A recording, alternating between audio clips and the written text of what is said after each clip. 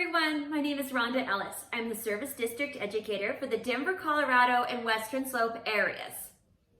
Today we're going to be talking about the art of foiling. I'm really excited about this week's video because this week we did a little something different.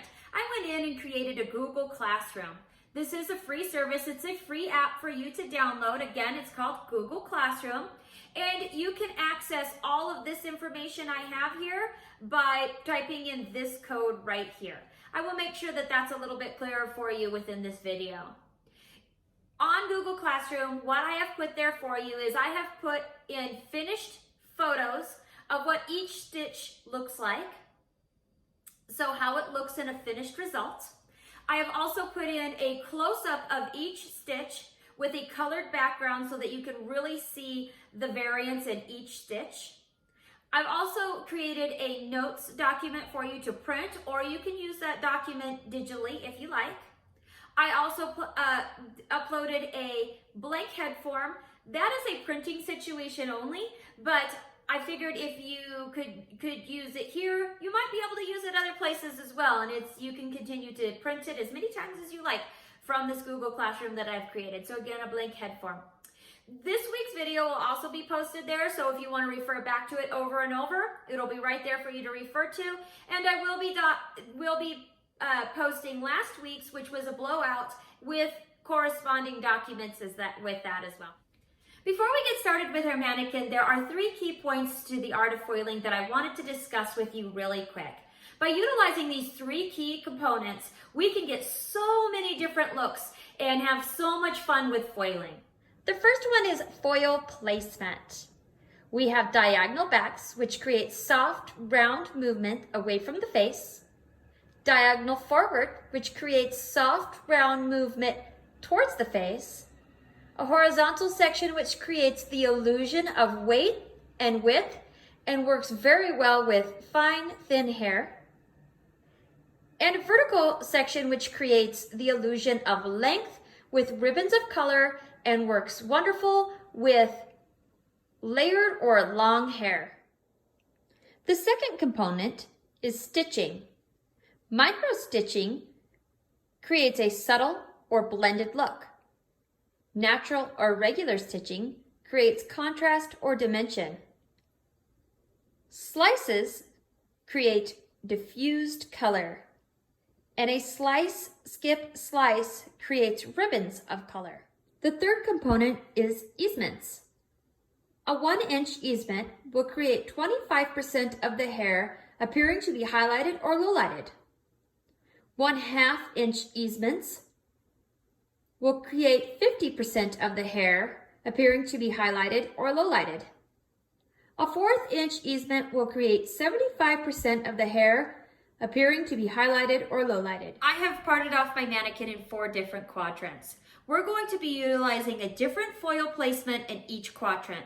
We'll be looking at the diagonal back, the horizontal, a vertical, and a diagonal forward. For dramatic effect, I'm using Matrix So Color Cults Ruby Red to contrast against that blonde. I really want it to pop so we really can see what those placements and those stitches do. We're going to start right here in the front by utilizing our first diagonal back. I'm going to just gain control over the hair, and diagonal back is going to be running from the forehead to the nape. So we will start in this direction. Once you take that parting, what you will see is if you placed a marble in that parting, it would roll from the back to the nape. That would be a diagonal back.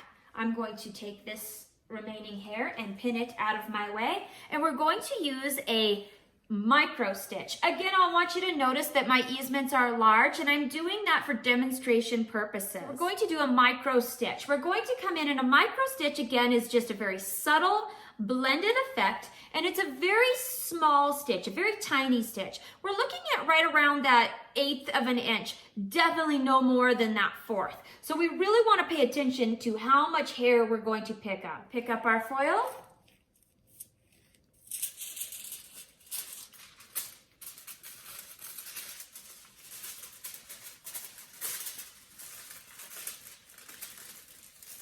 Place our foil in.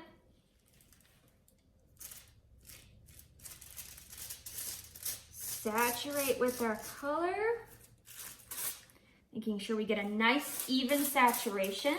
And we will, instead of spaghetti swirl those ends in, we'll just fold them in nice and neatly. Fashion color is always very difficult to keep control of and not make a mess, so we really do want to pay attention to the mess that we are making. We're going to fold that foil up. Make sure it's nice and tight to the head.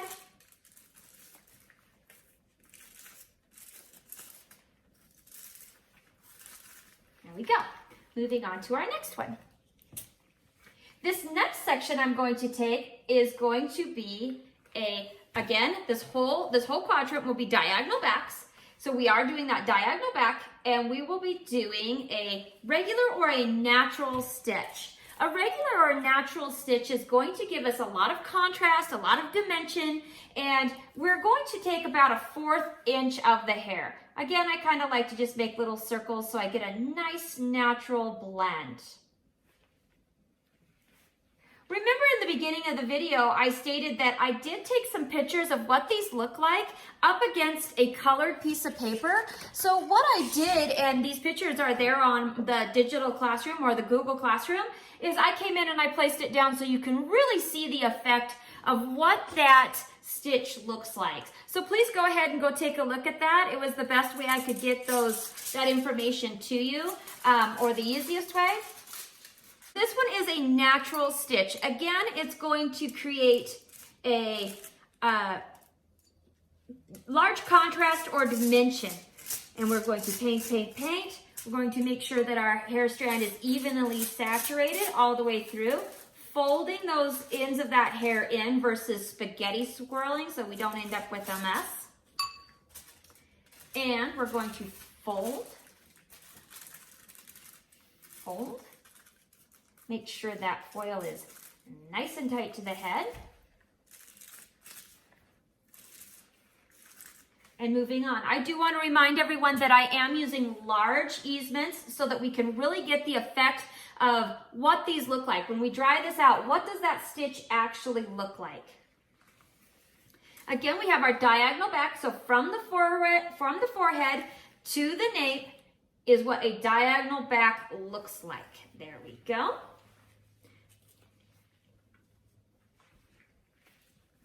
In this section, we'll go ahead and we will do a slice. So we'll come in and just slice the hair. Now, a slice is going to diffuse the color, and it is literally just going to be about 1/8 of an inch to 1/4 of an inch. My best advice for a slice is to really make sure that you can see your hand through the section so that you can really see through the hair. If you get a slice too big, you're going to really end up very, very stripy.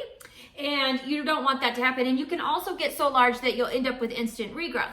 Now, if you did want a bigger chunky section, I would back-to-back smaller slices and you would get that bigger section.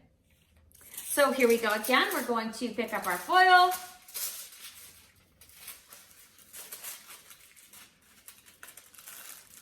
We've got a nice slice. It's nice and tight to the head. Place our color down.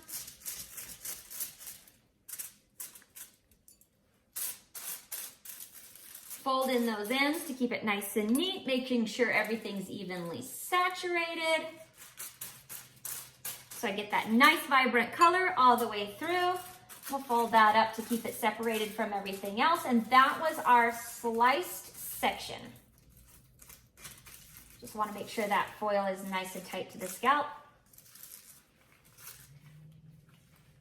And then our last section in the diagonal back will be the slice, skip, slice. So again, we want to make sure that our section is a diagonal back. That means it's moving from the forehead to the nape, sliding or diagonal. It's diagonaling back.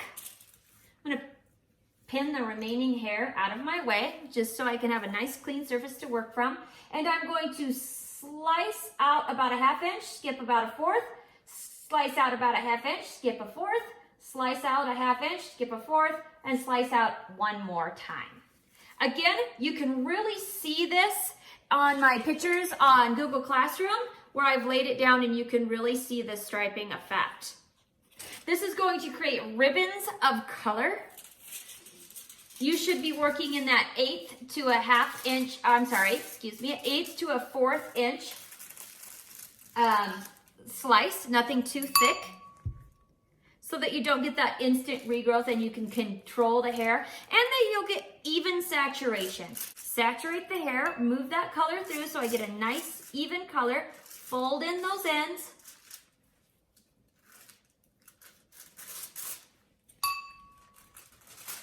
Fold our foil to keep everything separated.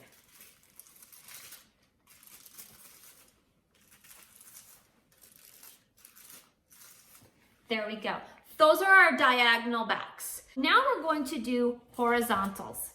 Horizontal, remember, is going to work great on fine or thin hair, and it's going to also create some weight or some width within the hair for us. So it's a little bit of an optical illusion is what it creates. So yes, we are kind of magical with our comb.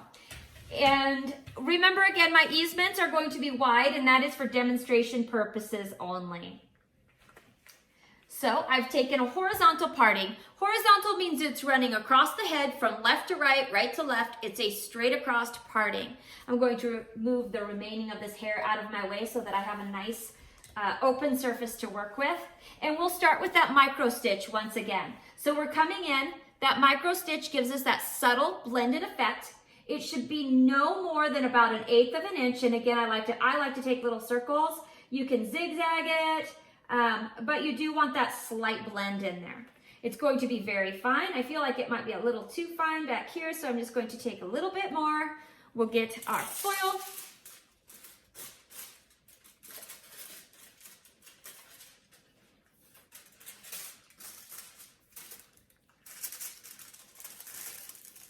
Place it in there. Really get that foil to stick by utilizing my color.